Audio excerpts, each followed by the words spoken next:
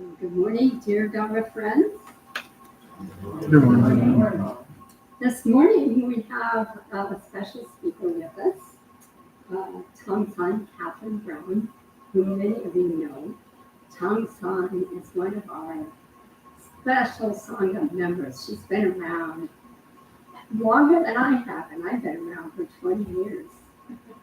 And this summer, while we were in Chicago in July, she was ordained as one of our teachers. So she's now the newest Dharma teacher in our group, and we'll be delighted to hear from her in the Dharma Talk rotation from time to time.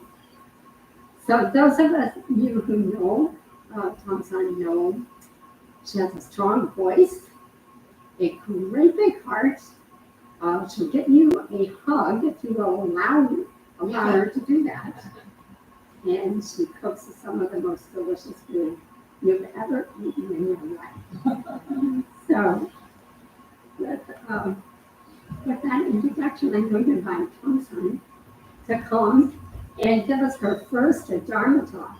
This is the last element of her rite of passage, is to give the Dharma talk.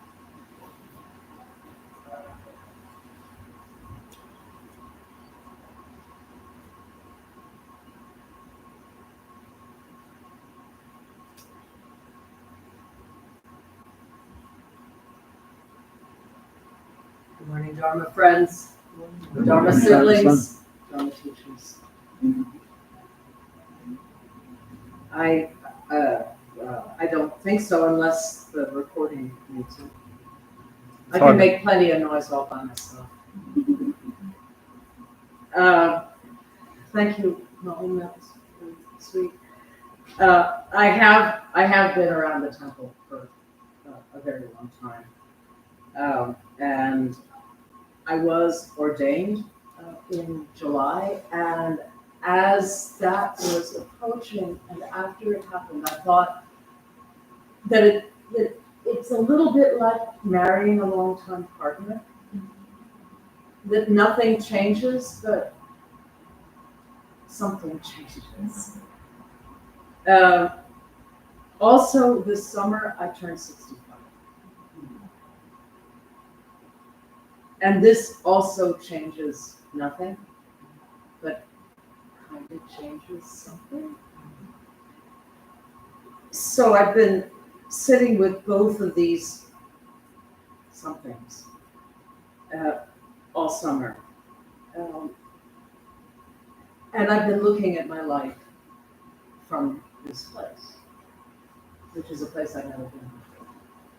Of course, every day is a place we've never been before, but this one feels significant.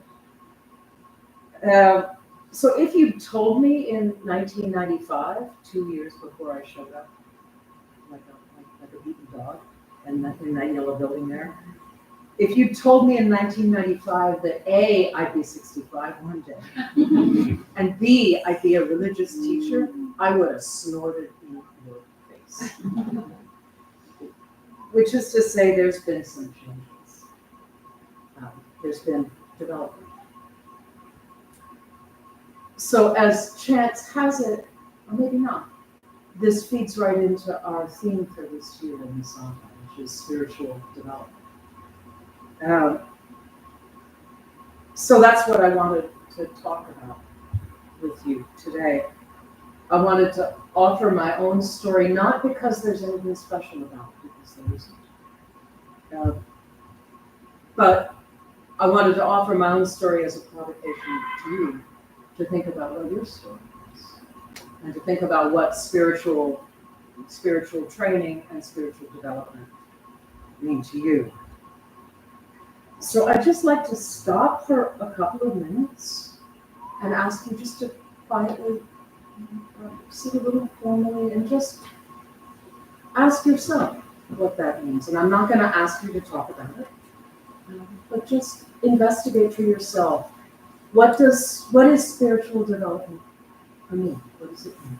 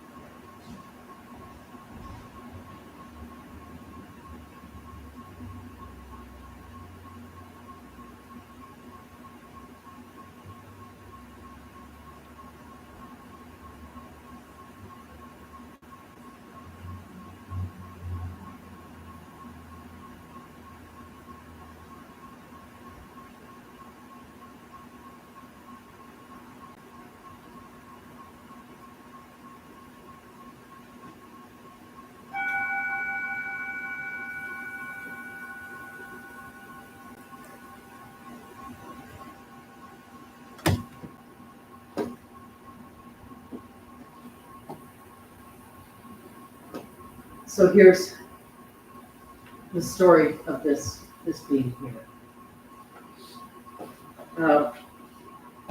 First, I need to give you backstory about the being who walked into that yellow building next door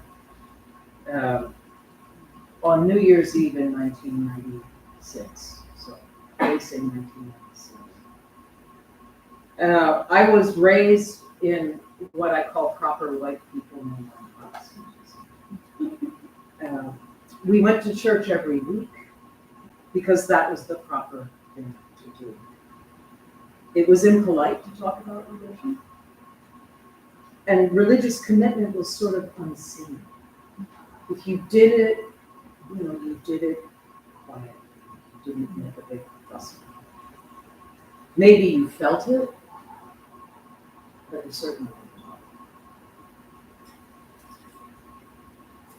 I was also a beginning humanities professor at U of M. I understood myself as pushing my discipline forward against the old farts.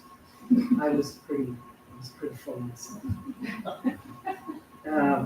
I was reacting to proper white people, mainline Protestant upbringing by rejecting it really quite violently.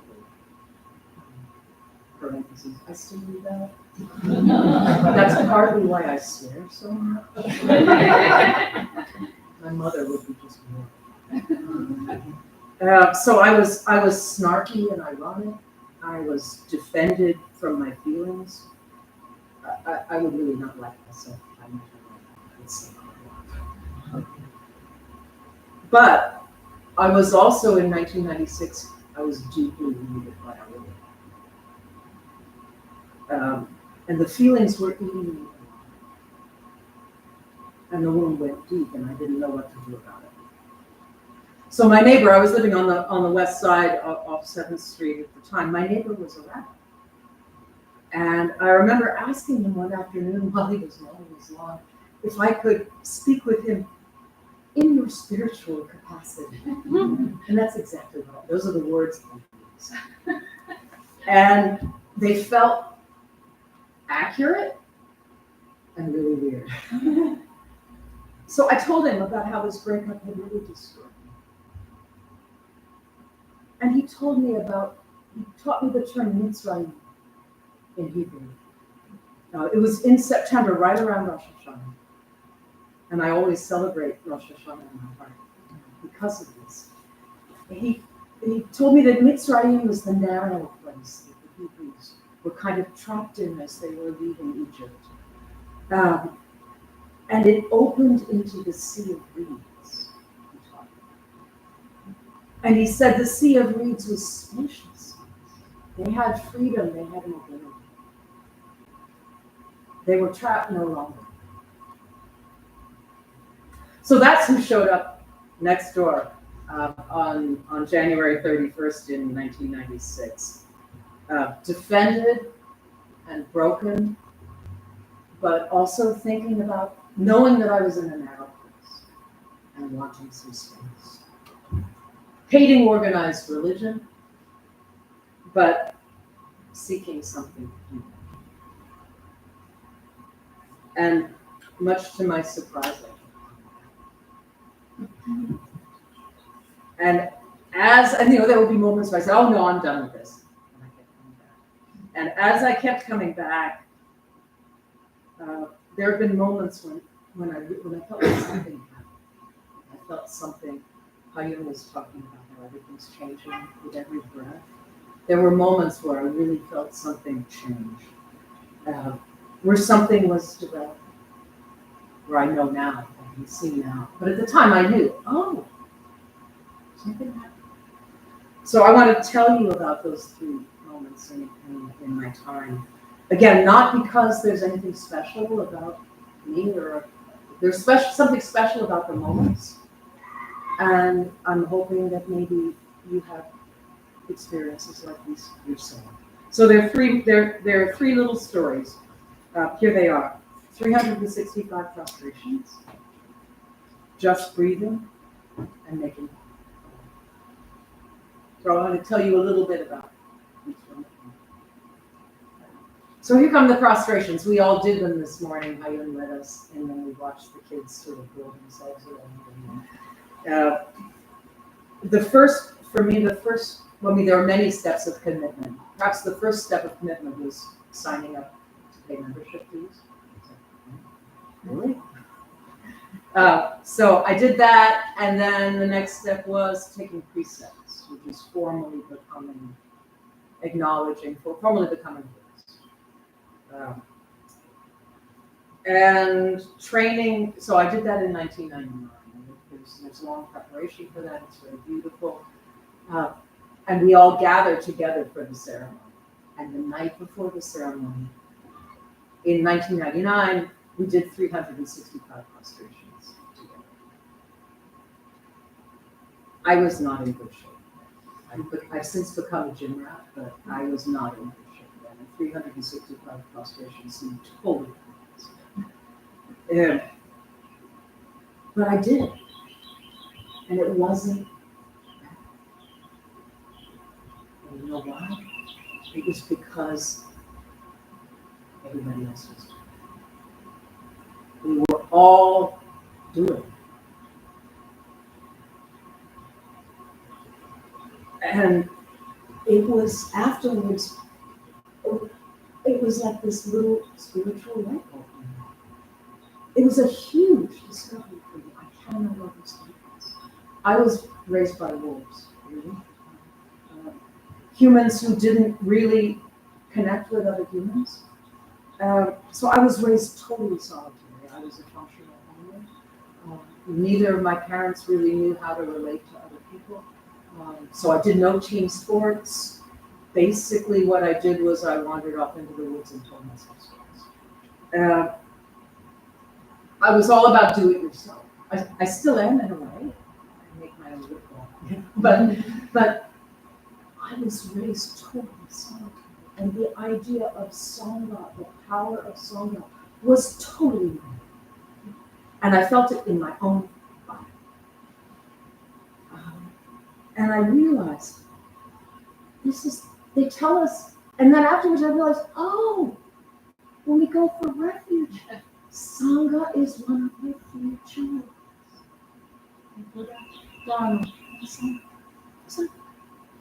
Oh, right. That's why. But the thing is, I realized it before I realized it was the teaching. It was like I felt it, and something changed. And ever since then, Sangha is just that's why I'm such a. My partner Laura calls it. She said she's a tactilian, and I'm a tactilian too. That's partly why I'm such a tactilian. I want to hug you, we bump up against you, because you're so freaking precious. So that's the first story, 365 prostrations. The second story is called Just Breathing. And the next step of commitment after taking precepts was going on a retreat. We call it Yongmen Zhongjing, which means fearless practice, leaping like tigers. 5 days of intense practice. And so I can't remember what year this was, but let's say 2001.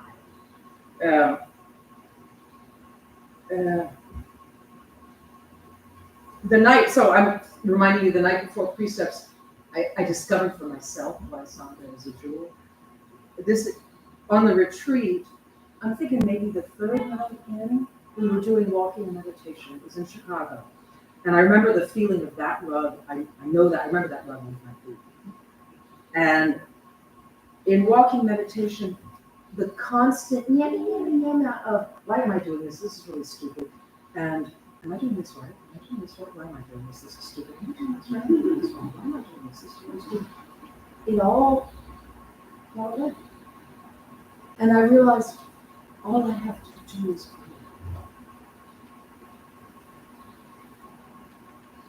And it was the sea breeze. All I have to do is breathe. Only afterward, did I put the pieces together and realize, oh, that's in the teachings. That's what the Buddha said. But the thing is, I discovered it. I felt like I discovered it for myself. It's like, and then only then afterwards did I realize, oh yeah, that's what the teaching is. But I had to feel it. I learned this for myself, like Sangha. I learned it for myself in my own time. And then I found out, oh yeah, that's the teaching.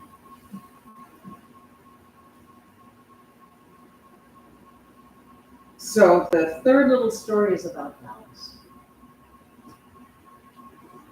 We do a lot of vows. We'll end the service with the 4 great vows. For a couple of years now, maybe 3 years, I've really come to love a practice of recitation. And I really lean on this every morning as a way to set my intentions for the day, as a reset button in the evening after a hard day. And one of the things that's been in my regular daily rotation for a couple of years now is a scripture called the 10 Vows of the Universal Good, or of the Bodhisattva Samatha. They're huge, and they're impossible, like the 4 great vows. They're utterly impossible. I've made, if you want to put them in your pocket, I've made little bitty pieces of paper. They're right out there on the table in the foyer. You can pick one up, fold it up, put it in your pocket. They are impossible and huge. And here's a sample. Oh heck, I got time.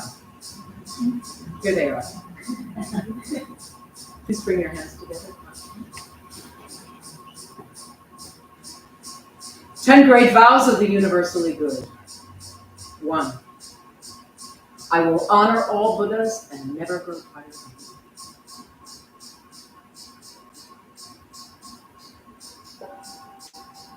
2. I will praise all Tathagatas and never grow tired of them.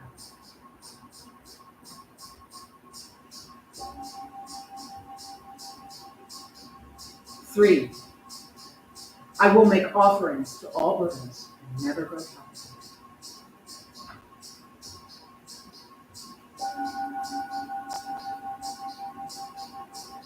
4. I will confess all my transgressions of the Dharma and never grow tired of it.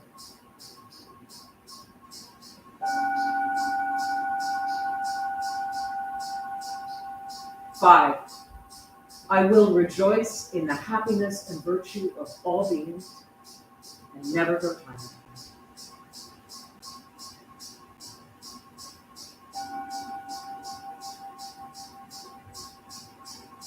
6. I will request that Buddhas dwell in this world and never grow tired of it.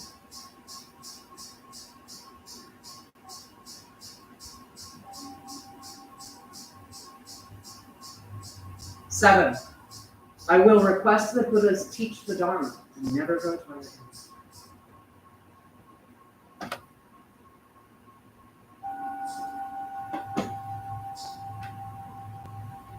8. I will study the Dharma and never grow tired of it.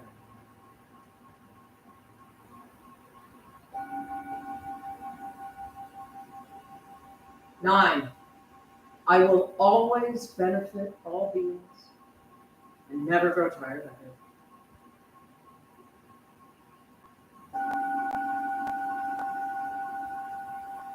10. I will dedicate my own merit to the happiness and welfare of all beings and never grow tired.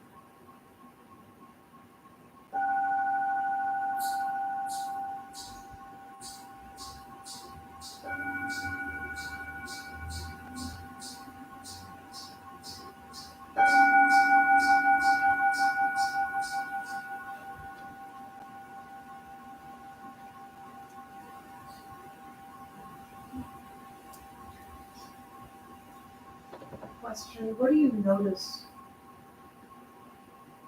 What do you notice about them? You're hearing them for the first time. That's a fishing question.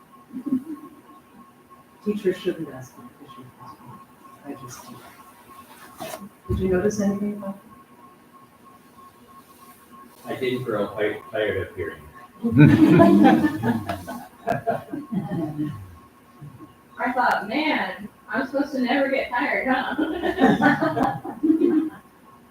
Sounds impossible. Yeah. Sounds impossible for so many reasons. I will always benefit all beings. Like, everything I do, honestly. I buy coconut oil and big vats from the hospital. There are farms, coconut farms in the global south that are, the land has been devastated to plant those coconut trees to make that coconut oil that I can spend my bougie money on constantly. Everything I do harms people. Yet I vow every day, I've always been a being. So that's huge and impossible. And then on top of it, I vow never to grow tired of it. So here's the thing.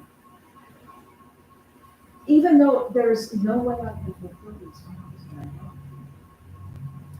and I get so tired.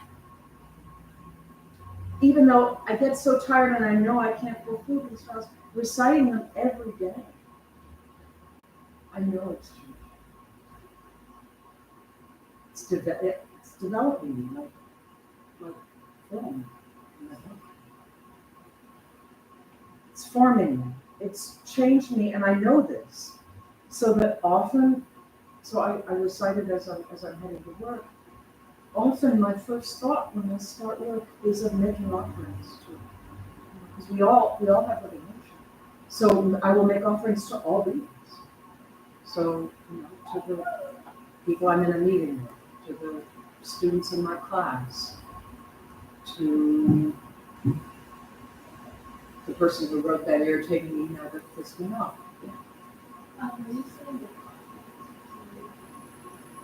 Meaning thinking about my behavior of body, speech, and mind as an offering. Does that make sense? Yes, I wasn't sure.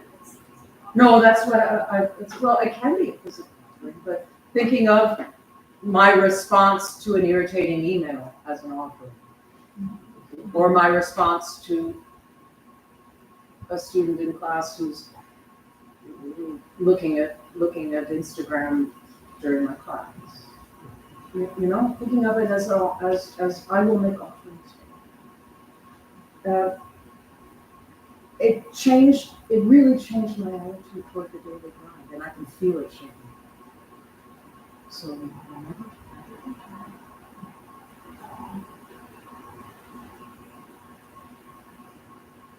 So I told you 3 little stories. A couple of final thoughts.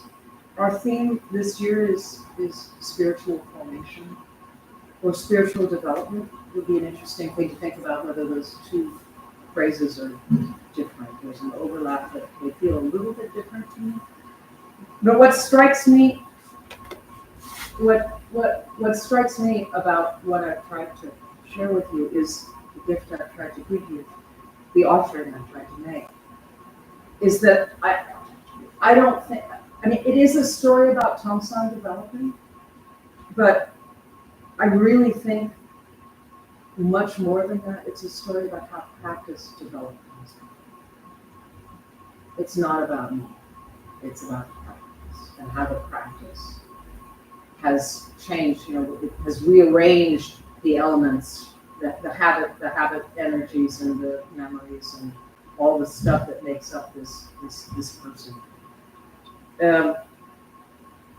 So I do think, in my own experience, I can say that wholesome practices, like meditation, prostrations, chanting, memorization, sutra study, all of those things, they're like water on a stone. the form of the stone doesn't change, but it changes. I have sitting on my altar at home, I have a little stone I picked up on the beach at Good Sur. And if you've ever been to Good Sur, you'll remember, I think, that there's, I don't know what that stone is, but it is particularly, it doesn't look porous, but the ocean drills holes. It's very, very, so the beach is covered with these little stones, gray, with these perfectly smooth holes. So I have one of those sitting on my altar to remind me that the practice is slow, but really, it, like water, it can't be resisted. So the person who's talking to you has been changed to her core by these practices. And I'm grateful for it. Thank you.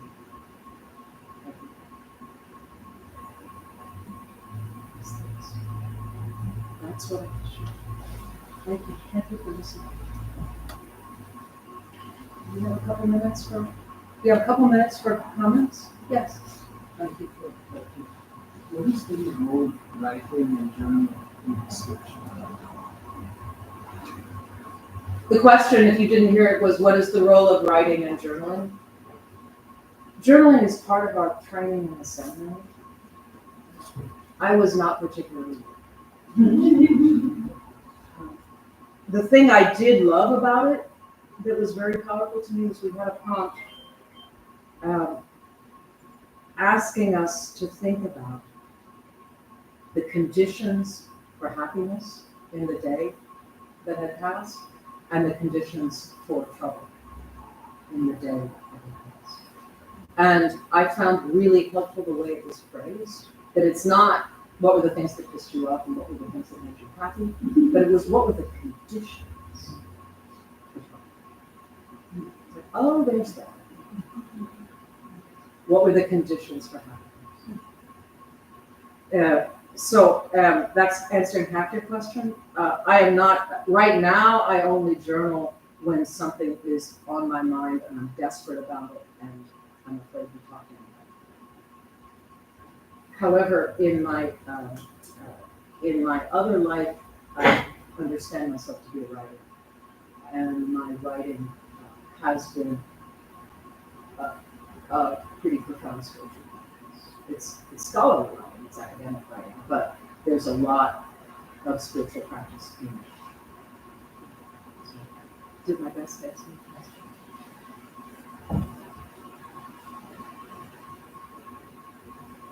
Yes.